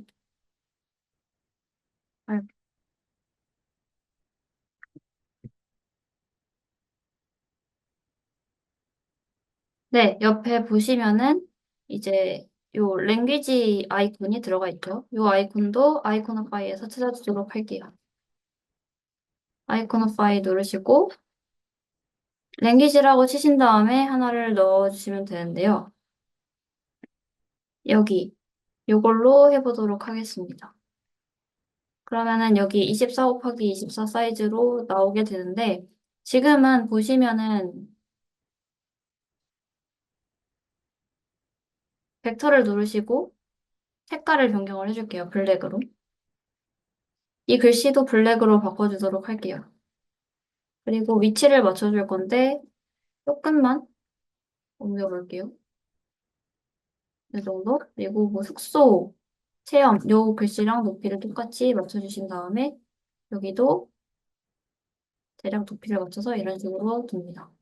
그리고 옆에 이제 프로필 부분을 만들 건데 보시면은 이 저희가 가이드로 만들어 놓은 빨간색 사각형 하나 꽉 차는 정도의 와이드 값을 가지고 있죠. 얘도 프레임으로 한번 그려볼게요. 프레임 선택하시고 이런 식으로 이렇게 맞춰줍니다. 그리고 하이트는 40으로 맞춰줄게요. 이 모양을 확인을 하기 위해서 필에 플러스 누르시고 아무 색으로나 채워보세요. 아까 보시면 여기가 둥근 모양이었죠. 그래서 선택하시고 코너 레디어스를 넣어줄게요. 40, 하이트가 40이니까 절반값인 20으로 맞춰볼게요. 그러면 이렇게 둥글게 모양이 바뀌는 걸 보실 수가 있죠. 위치 가운데로 맞춰주시고 그 다음에 이 눌렀을 때 내비게이션 바가 나오게 되는 요 아이콘과 프로필 아이콘 두 가지가 필요해요. 두 가지도 아이코나 파일에서 가져와 보도록 하겠습니다. 음, 메뉴? 메뉴라고 치면 이런 식으로 우리 찾고 있던 아이콘이 나오죠? 저는 요거를 가지고 와보겠습니다. 프레임으로 가져오기. 그리고 또 하나, 프로필. 저는 여러 가지가 있지만 요걸 가져와 볼게요. 똑같지 않아도 그냥 일단 가져와 보겠습니다. 보시면은 우리가 요 프레임을 선택을 하게 되면 지금은 이렇게 요 프레임을 선택했을 때와 다르게 이런 식으로 이름이 뜨게 되죠. 이거는 지금 우리가 작업을 하고 있는 요 데스크탑 프레임에 요 아이콘 프레임이 소속이 돼 있지 않기 때문입니다. 여기도 마찬가지고요. 그래서 이 두 개의 프레임을 여기 레이어 창에서 시프트로 선택을 한 다음에 요 데스크탑 프레임 안으로 끌어다가 줍니다. 그럼 이런 식으로 잘 들어온 게 보이시죠? 그리고 더 이상 프레임을 눌러도 이름이 보이지 않습니다. 일단은 프레임을 통째로 이렇게 옮겨서 이쪽으로 둬줄게요. 보시면은 프로필 아이콘이 조금 더 크게 들어가 있죠? 그래서 이 아이콘을 조금 더 늘려줄게요. 32로 맞춰줄게요. 레이아웃에서 크기를 키우실 때, 직접 숫자를 입력해서 키우실 때, 여기, 요 고리 표시를 활성화시키면은, 우리가 한쪽, 가로, 세로 값 중에 하나만 바꿔도 비율에 알맞게 맞춰서 수정이 됩니다. 32로 맞춰줄게요. 그리고 여기 끝에 맞춰서 해주시고, 여기도 대충 위치를 맞춰주겠습니다. 이 정도로. 그래서 두 개 다 색깔을 검은색으로 맞춰줄게요. 이렇게 뭐 프레임을 클릭을 하면 이 프레임 안에 들어가 있는 요소 중에서 셀렉션 컬러는 검은색인 거를 보여줍니다. 그래서 블랙으로 바꿔주시고 여기도 블랙으로 바꿔줄게요. 그리고 여기는 흰색이었죠? 그래서 필 누르시고 화이트로 바꿔주세요. 그리고 스트로크가 들어가 있었는데 스트로크는 보시면은 여기 검색창이랑 똑같겠네요. 검색창 했을 때 그레이 600에 1로 설정을 했으니까 그레이 600에 1로 똑같이 설정을 해두겠습니다. 그리고 마찬가지로 여기는 섀도우는 안 들어가 있네요. 이 상태로 마무리를 하겠습니다. 그래서 이 상단이 비슷하게 완성이 된 게 보이시죠? 그 다음에는 여기 요 테마를 선택하는 부분을 한번 따라 만들어 볼게요. 테마를 선택하는 부분은 먼저 아이콘이 위에 들어가 있고 그 아래에 이제 테마의 이름이 들어가 있고 선택이 되어 있는 경우에 이렇게 선이 들어가 있고 색깔이 다른 게 보이시죠? 그래서 이거에 맞춰서 저희도 한번 똑같이 해보겠습니다. 일단은 아이콘은 지금 요 테마별로 다 다르게 나와 있기 때문에 아이콘을 아무거나 하나 가져와 볼까요? 뭐 예를 들어서 여행으로 트립으로 쳐볼까요?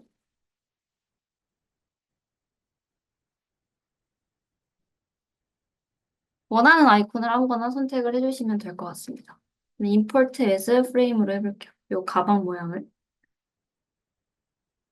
여기 들어가 있네요. 요거를 작업하고 있는 여기로 옮겨주겠습니다. 얘는 이쪽으로 옮겨주니까 자동으로 이 데스크탑 프레임에 들어오게 됐네요. 그리고 그냥 요거에 맞춰서 최고의 전망이라고 써보겠습니다. 최고의 전망. 그리고 얘는 글씨 크기를 봤을 때 요 여행지 요거랑 비슷한 것 같아요. 여행지 검색보다는 조금 작은 것 같습니다. 그래서 여행지 저희가 12로 설정을 해놨었는데 12로 똑같이 설정을 해보겠습니다. 그러면은 요 아이콘도 조금 더 커도 될 것 같네요. 요 아이콘도 32로 맞춰보겠습니다. 요 아이콘과 글씨가 하나의 세트가 되겠죠. 그래서 두 가지를 그룹으로 Shift로 두 가지 선택하고 Ctrl G에서 그룹으로 묶어보겠습니다. 그리고 두 개 사이의 간격은 0으로 맞춰볼게요. 이렇게 두 개가 한 세트고 요 그룹들이 길게 쭉 나열이 되어 있는 걸 보실 수가 있죠. 그러면 우리가 그대로 복사해서 여러 개를 만들 수도 있겠지만 피그마에서는 이런 식으로 일렬로 쭉 나열을 하거나 우리가 원하는 레이아웃으로 일정한 간격으로 무언가를 구성을 하고 싶을 때 사용할 수 있는 기능이 있습니다. 그 기능을 설명을 드릴게요.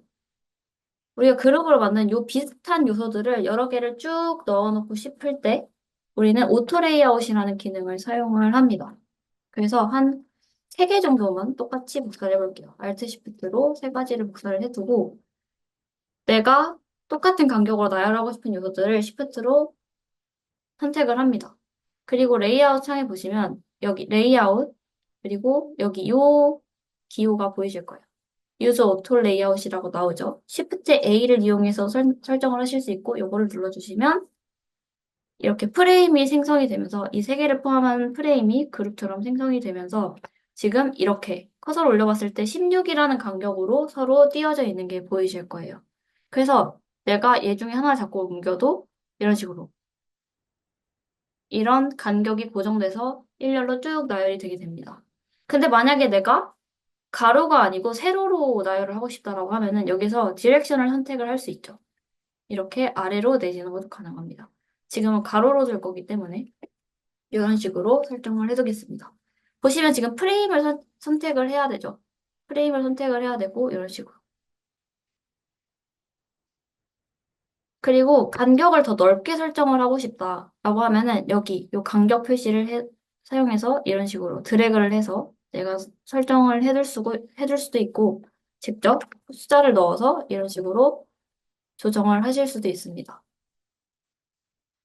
얼라이먼트 같은 경우에는 여러 가지가 있는데 만약에 내가 선택된 프레임을 이렇게 늘렸다고 쳤을 때 지금 얘는 이 9개의 점이 들어가 있죠. 이 9개의 점이 한 사각형이라고 생각했을 때 늘렸을 때 이런 식으로 왼쪽 정 가운데에 붙어서 나열이 되게끔 되어 있는 것이고, 가운데로 옮기면은 이제 정 가운데로 나열이 되죠. 이쪽으로 하면은 오른쪽에 붙어서, 이쪽을 누르면은 오른쪽 위에 붙어서 움직이게 되고, 이런 식으로 우리가 위치를 설정을 해볼 수가 있습니다. 그래서 뭐 여기 다시 원상 복구를 시켜볼게요. 그리고 또 다른 옵션은 패딩이라고 해서 이 양 옆에 값을 조정을 할 수가 있어요. 패딩은 지금은 이 사각형 안에 끝에가 남는 부분이 없죠. 이 부분을 뭐 숫자를 넣어서 이런 식으로 보시면은 여기, 여기 양옆에 여유 공간이 생긴 거를 보실 수가 있죠. 이 위아래에도 여유 공간을 넣으실 수가 있는데 이런 식으로 위아래에도 여유 공간을 넣으실 수가 있습니다. 이 상태에서 내가 비슷한 요소들을 더 추가를 하고 싶다라고 하시면은 더 그냥 이 프레임 안에 있는 요소들을 계속 복사를 해주거나 복제를 해주시면은 이런 식으로 자동으로 레이아웃에 맞춰서 들어가게 됩니다. 이걸 맞춰서 넣어볼까요? 총 하나, 둘, 셋, 넷, 다섯, 여섯, 일곱, 여덟, 아홉, 열, 12개가 들어가 있으니까 여기도 12개, 7개, 8개, 9개, 10개, 11, 12개 이런 식으로 넣어줄게요. 그리고 간격은 음, 뭐 여기 이 가이드라인에 맞춰서 나와 있는 것 같지는 않지만 여기 정도까지 아이콘이 올 수 있도록 한번 조정을 해볼게요. 조금 더 넓게 해줘도 될 것 같아요. 그리고 패딩, 여기 양 끝은 지금 보시면은 여기가 딱 붙어 있죠? 끝에. 그래서 패딩은 안 넣어줄게요. 양옆 패딩은. 지금 위아래 패딩은 살짝 넣어주는 것도 괜찮을 것 같아요. 여기 요 선을 기준으로 해서 한번 봐보면은 대충 요 글씨 크기 정도로 들어간 것 같네요. 12로 맞춰볼게요. 이런 식으로. 그리고 요 끝에 붙여볼게요. 프레임을. 그리고 마지막 게 여기까지 올 수 있도록 간격을 늘려 32, 40 정도로 맞춰보겠습니다.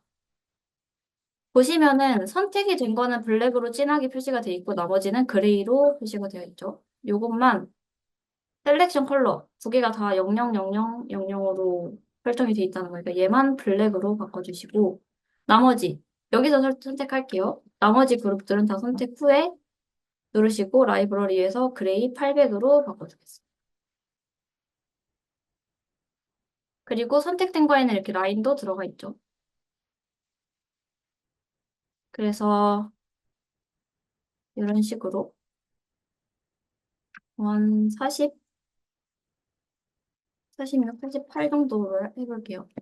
48 정도로 해서 여기 프레임에 들어가지 않게 프레임에 들어가면 오토 레이아웃이 적용돼서 저 끝에 들어가게 되겠다. 그렇게 되지 않도록 잘 붙여주시면 되겠습니다. 이것도 블랙으로 설정을 해볼게요. 조금 더 두껍네요. 한 두께 2로 적을까요?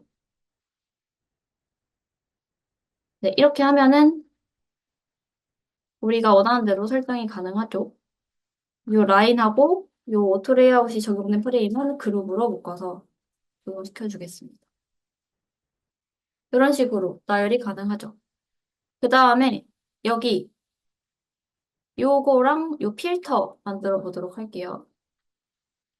원으로 설정이 돼 있었죠? 원을 한번 그려볼게요. Shift 누르고 원 그려주세요. 요거는 32도 맞춰줄게요. 요거 설정 활성화 시키시고 그 다음에 필은 그냥 흰색이었죠? 흰색으로 하시고 스트로크는 플러스 누르신 다음에 여기랑 똑같이 그레이 6번에 두께 1로 해볼게요. 그 다음에 이 다음 아이콘이 있었죠? 그래서 아이코너파이에서 넥스트라고 한번 쳐볼게요. 그러면은 이런 우리가 원하는 아이콘이 있죠? 요거 익스포트 as 프레임으로 해볼게요. 들어왔네요. 지금 요 프레임이 데스크탑 여기 안에 들어가 있지 않으니까 여기로 내려서 포함을 시켜주시고 그 다음에 원 안으로 가져가 볼게요. 조금 크네요. 줄여보도록 하겠습니다. 16 정도. 그리고 벡터를 선택을 하시면 스트로크 지금 2로 설정돼 있으니까 다른 걸 1로 설정해 주셨죠? 1로 설정해 주시고 요거는 블랙으로 맞춰주고 조금 비슷하게 완성이 됐죠? 요 정도로 해주시고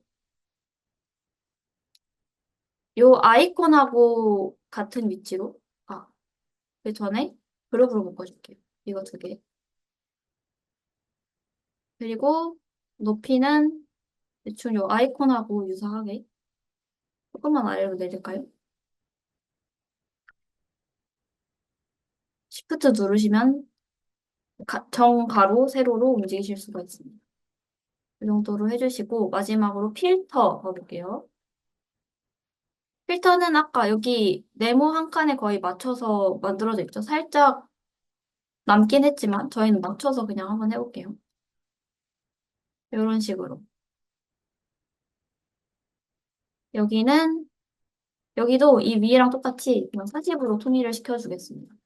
그리고 이 다음 아이콘이랑 맞춰주시고 마찬가지로 여기도 아까 코너가 둥근 게 보이시죠? 그래서 필로 일단은 빨간색으로 해놓고 모양을 확인을 해보겠습니다. 이 정도. 얘보다는 살짝 들어가 있죠. 그래서 보시고 한 16으로 맞춰볼까요? 16 조금 많은 것 같죠? 절반 정도. 8 정도로 맞춰주겠습니다. 그리고 그냥 필도 화이트로 바꿔주시고 스트로크 넣어주세요. 그레이 600에 1번으로. 두께 1로 설정해주시고 이 필터 아이콘이랑 텍스트 필터 넣어볼게요.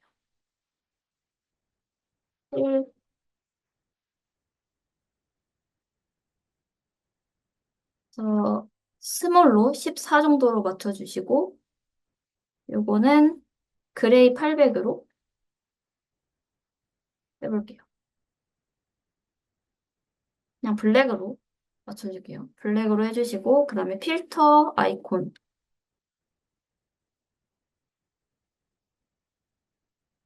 우리가 찾는 거는 요 모양이었죠? 그래서 요거 가져와 줄게요. 그대로 들어왔고 그 다음에 벡터 선택하고 웨이트 1로 바꿔주시고 색깔 블랙으로 맞춰줄게요. 조금 크니까 한 16 정도 줄여볼까요? 이런 식으로.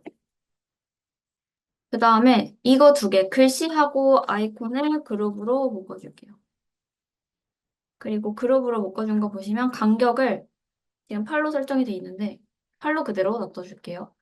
그리고 요 글씨와 아이콘 그룹, 그리고 요 프레임을 보시면 그냥 하나의 프레임으로 지금 묶여있죠. 요거를 프레임의 정가운데에 올 수 있도록 여기 얼라이먼트에서 가운데, 가운데 이런 식으로 설정을 해줄게요. 그러면은 여기까지 완성이 된 게 보이시죠? 요거랑 요거 시프트 선택 후에 그룹으로 묶어주겠습니다. 그래서 뭐 정가운데에 묶음 이런 식으로 맞춰주시면 되고 보시면 여기에 선이 하나가 추가가 되어 있네요. 이 선도 그냥 하나 추가해 보겠습니다. 선은 이런 식으로. 선 같은 경우에는 이렇게 그리실 때 시프트 누르시면 딱 가로선, 세로선을 그릴 수 있다고 말씀을 드렸었죠. 맞춰서 그려주시고 조금 위에 있어도 될 것 같아요. 이 정도. 이거는 연하게 그레이 600 정도로 600도 조금 진하네요. 한 400 정도로 넣어주겠습니다. 그리고 우리가 만들었던 이 부분 살짝 올려줘도 될 것 같아요.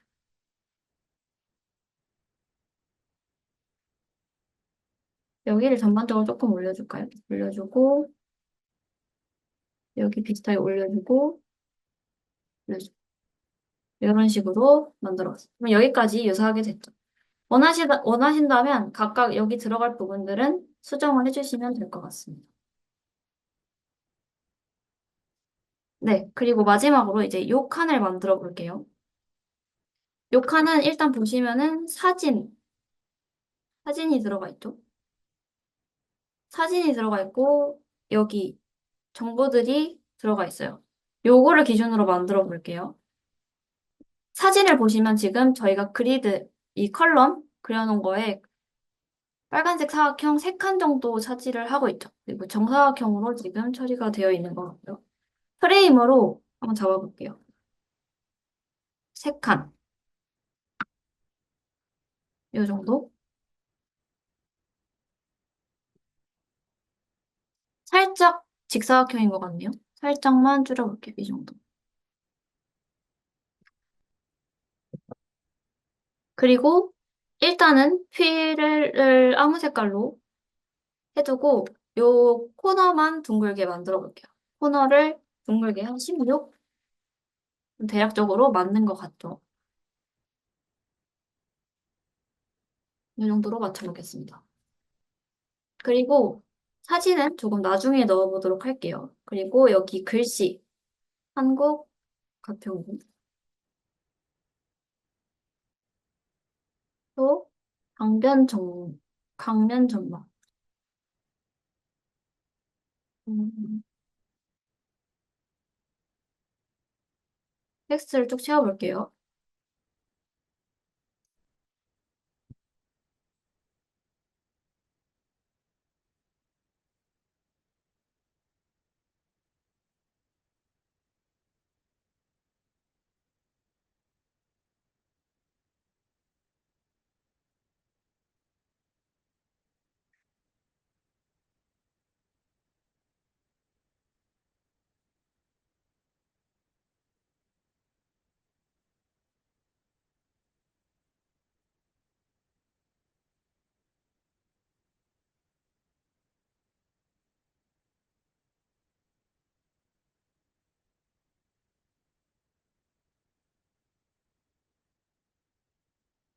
이거는 편의성, 그냥 원으로 처리를 해주겠습니다.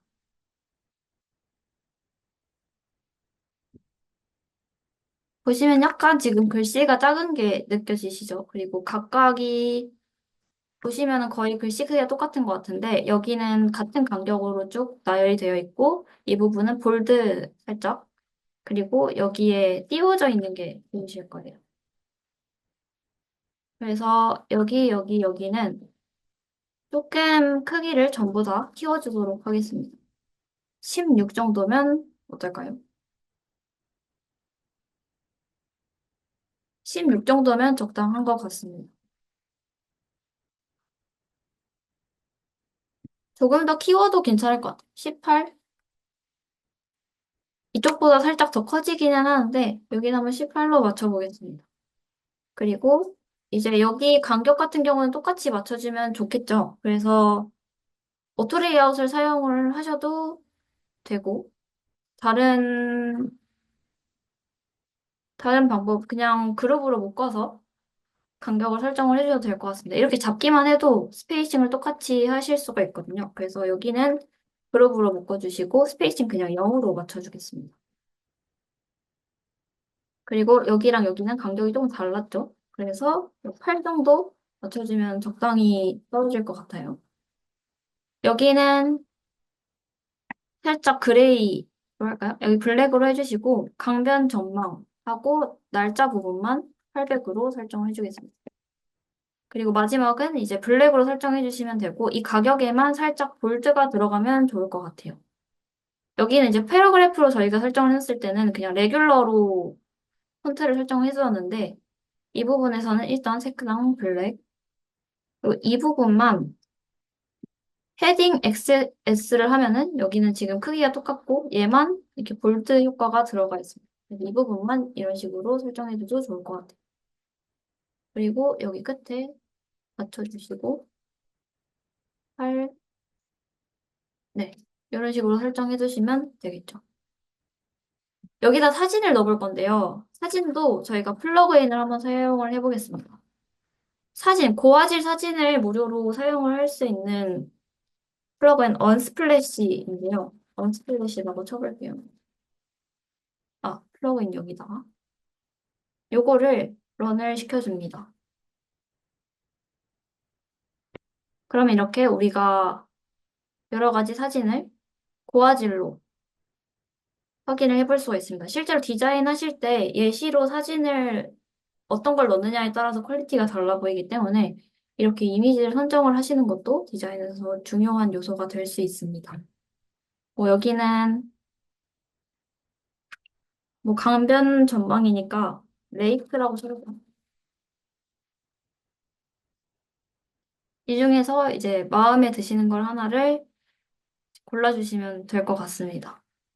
저는 이런 걸 선택을 해볼게요. 그럼 이렇게 사진이 들어가 있는 걸 보실 수가 있죠. 사진 같은 경우에는 지금 필로 들어가 있는 게 보이시죠? 그래서 기존에 저희가 빨간색으로 해놨던 거는 지워주시고 이런 식으로 보시면 되고 필 같은 경우는 자동으로 이제 채워지게 됩니다. 뭔가 위치를 바꾸고 싶으시면 핏을 하면은 이제 전체 사진이 들어가게끔 맞춰지고 크롭을 하시면은 요거를 잘라서 넣는 것이 가능합니다. 파일은 이런 식으로 연달아 붙이는 작업을 하실 수 있고 보통은 필을 많이 사용을 합니다. 이 상태에서 크롭을 하고 싶으시면 필에서 크롭 선택하신 다음에 뭐 사진을 더 늘리거나 Shift를 누르시면 균일하게 늘리실 수가 있죠. 이런 식으로 해주시고 이 사진을 이런 식으로 옮겨주시면 됩니다. 그러면 원하는 대로 이동을 시킬 수가 있겠죠.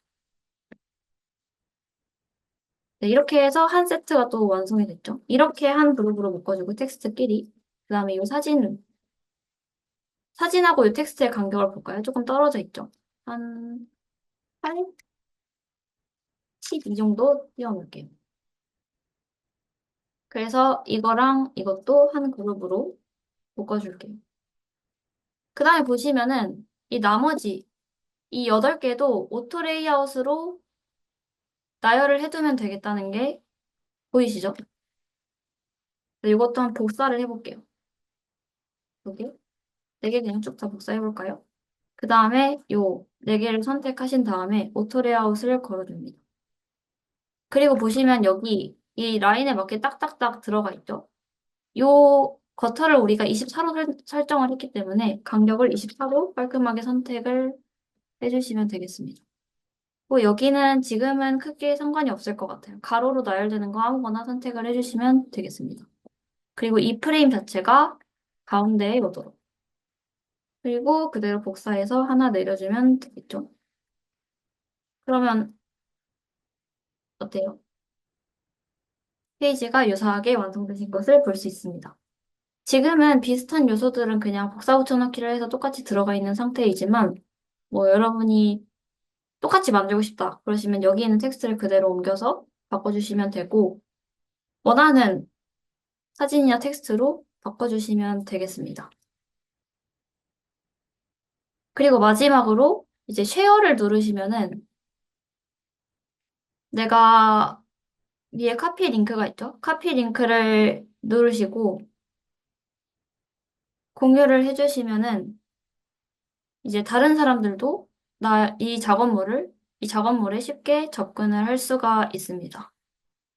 그래서 아까 말씀을 드렸지만 피그마의 장점 중에 하나가 공유가 쉽다는 점이라고 말씀을 드렸었죠. 그래서 이런 식으로 쉽게 그냥 링크를 복사하는 것만으로도 공유가 가능합니다. 그리고 추가로 아까 그 피그마의 저희 장점에 대해서 얘기를 할 때 프로토타이핑이 쉽다라는 점도 말씀을 드렸었는데요. 예시로 하나만 보여드릴게요.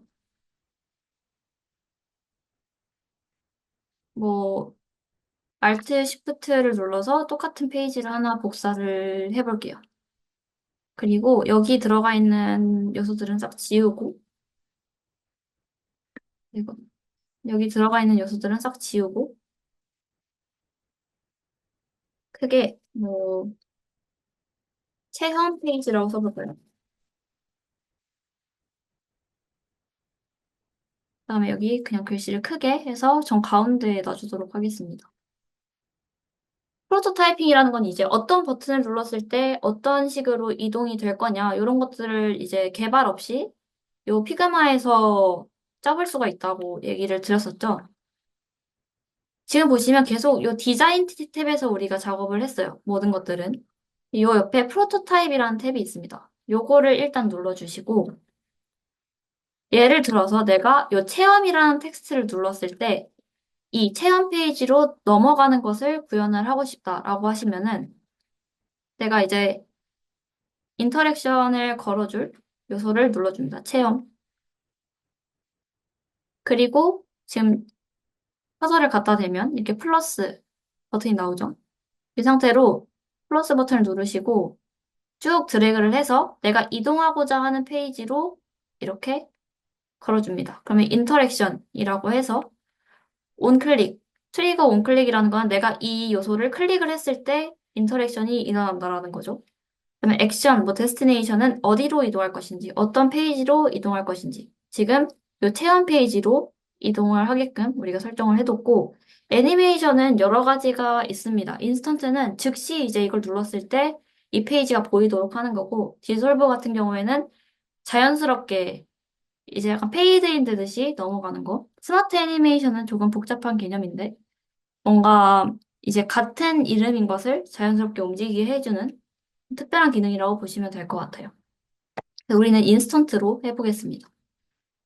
이런 식으로 걸어주시면은 여기에 지금 플로우라고 생긴 게 보이시죠? 이걸 누르셔도 되고 지금은 프로토타이핑을 이제 한 플로우로만 해두었기 때문에 여기 페이지 오른쪽 상단에 이 플레이 버튼 이걸 눌러주시면 새로운 링크로 이동이 되면서 이렇게 프로토타입이 보이게 됩니다. 이게 실제로 디자인한 페이지라고 보시면 되죠. 이렇게 스크롤도 적용이 되어 있는 게 보이시고요. 그래서 아까 내가 설정해둔 요 체험, 요 버튼을 누르게 되면 전체 화면으로 볼게요. 체험 버튼을 누르시면 선택이 안 되네요. 누르면 이런 식으로 체험 페이지로 이동이 되는 걸 확인을 하실 수가 있습니다. 만약에 내가 여기서 다시 돌아오고 싶다라고 하면은 내가 만약에 에어비앤비를 눌렀을 때 다시 돌아오게 하고 싶어요. 그러면은 이 프로토타입을 탭을 선택한 상태로 플러스해서 이런 식으로 연결해주면 되겠죠. 그럼 여기서 실시간으로 바뀝니다. 체험하고 여기를 누르시면 다시 돌아오는 걸 볼 수가 있죠. 그래서 이 프로토타입 페이지, 이 플레이 버튼을 눌렀을 때 보이는 이 화면이 이제 실제로 개발이 될 화면과 동일하다라고 생각해 주시면 되겠습니다. 그래서 뭐 이 두 가지 버튼뿐만 아니고 실제로는 우리가 규모가 큰 프로젝트를 진행을 할 때는 이 각각의 버튼에 모든 프로토타이핑 인터랙션을 걸어줄 수가 있겠죠. 그래서 이 상태로 이제 뭐 개발자분께 전달을 드리거나 아니면은 이 상태로 테스트를 진행을 하면서 이제 그 사용성을 검증을 해보는 작업을 할 수도 있는 거겠죠. 그래서 프로토타이핑도 이렇게 걸어주실 수가 있습니다. 그래서 과제 제출 같은 경우에는 요거 프로토타입을 제게 공유를 해주시면 될 것 같아요. 그래서 여기 커피 링크를 눌러서 링크를 커피를 해주신 다음에 노션에 첨부를 해주시면 되겠습니다. 네. 그래서 준비된 강의는 여기까지이고 어, 과제 제출까지 무사히 해주시면 출석이 인정이 됩니다. 네, 10차시까지 강의 들으시느라 너무 고생 많으셨고 마무리 잘 하시고 그 다음에 이제 앞으로 있을 프로젝트 진행도 잘 마무리하시면 좋겠습니다. 네, 수고하셨습니다. 강의 마치겠습니다.